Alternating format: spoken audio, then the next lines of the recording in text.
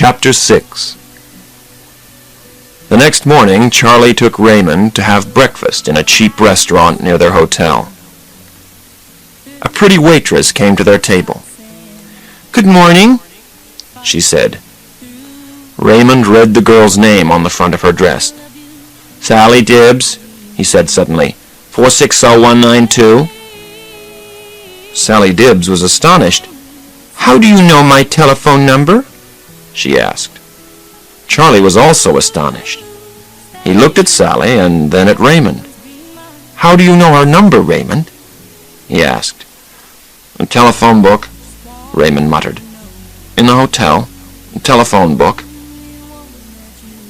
"You read the telephone book?" Charlie said. He turned to the waitress and laughed. He remembers things," he said. Then he asked Raymond what he wanted for breakfast. "This is Tuesday," Raymond said. "Breakfast is coffee and cakes." "That's fine," Charlie said to the waitress. "We'll have coffee and cakes."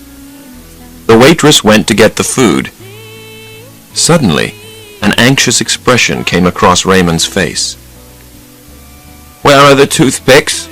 he asked. "We don't need toothpicks for cakes," Charlie said. Raymond shook his head from side to side. "Where are the toothpicks?" he repeated. "Where are the toothpicks?" Charlie closed his eyes and counted to 10. "All right, Raymond," he said. "I'll get you some toothpicks. But I'm also going to make a phone call. I want you to wait for me here." Charlie was on the phone. "Dr. Bruner, this is Charlie Babbitt." Dr. Bruner was silent for a second. Then he asked calmly, "Where are you, son?" "That's not important," Charlie said. "What is important is who I'm with." "You have to bring Raymond back, Mr. Babbitt," the doctor said. "Yes, I will," Charlie said. "When I get my $1.5 million, sir. All I want is my half of the money." "I can't do that, Mr. Babbitt. You know I can't." Charlie turned to watch Raymond. He wasn't at their table. Then he saw him. Raymond was looking all round the restaurant. He still did not have his toothpicks. "Bring him back, Mr. Babbitt," Dr. Bruner repeated. "Bring him back now." "I have not kidnapped him," Charlie said. This was something which worried him. Was Susanna right? Was Charlie the businessman now Charlie the criminal? "I know you haven't kidnapped him," Dr. Bruner said. "Raymond is not a prisoner at Walbrook. He's always free to leave us." Charlie breathed more easily. "But we know how to look after Raymond here," Dr. Bruner continued. "We know what he needs. You do not know anything about Raymond, Mr. Babbitt." Raymond was still looking round the restaurant for toothpicks. Charlie watched him anxiously. "I'm Raymond's brother," Charlie said into the phone, "and my lawyer says I can get custody of him. If you want Raymond back, give me my money." "It's not your money, Mr. Babbitt," the doctor was saying. Charlie was not listening. He was waving to the waitress.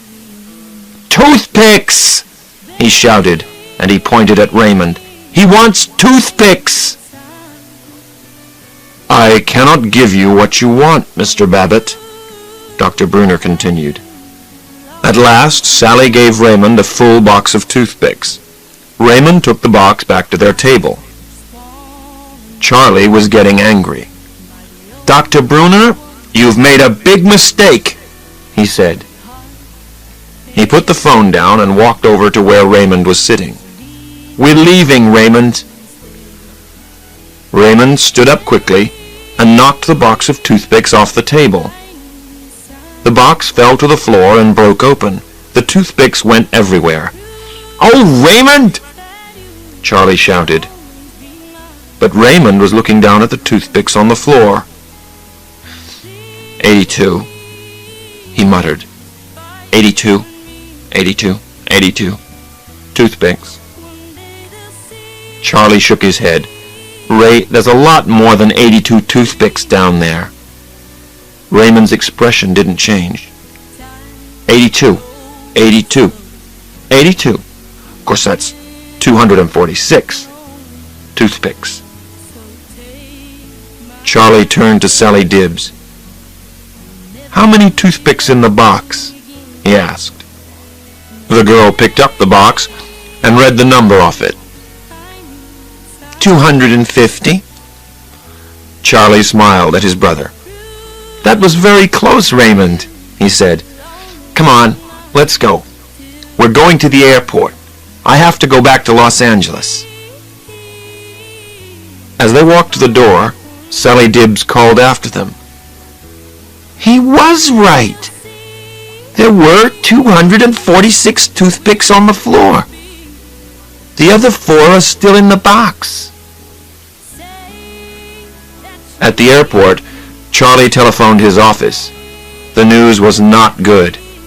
Both the bank and the customer for the Lamborghini cars were still very unhappy. Charlie needed to get back to Los Angeles fast. Charlie picked up his bag. Okay, Raymond, he said. We've got to move quickly.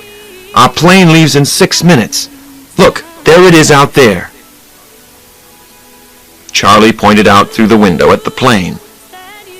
Raymond suddenly looked very anxious. Crash, he muttered. That plane crashed in August 16th, 1987. 156 people were... They were all... That was a different plane, Ray, Charlie said. This is a beautiful plane. This one is safe. Crash, Raymond muttered. Crash and burn. Charlie did not know what to do.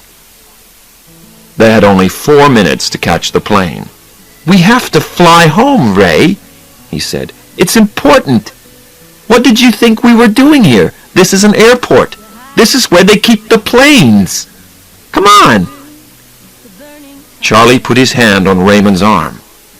Raymond put his hand to his mouth and bit it. Then he screamed and began to shake all over. For a second, Charlie just looked at his brother with an astonished expression. Then he saw that he had to calm Raymond down. It's okay, Raymond, he said quickly. It's okay. We'll drive to Los Angeles. It will take 3 days, but we'll drive. No planes. Raymond stopped screaming. His body stopped shaking, and slowly the anxious expression left his face.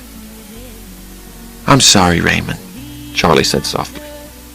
I'm sorry I upset you. Charlie turned and began walking out of the airport. A second later, Raymond followed him.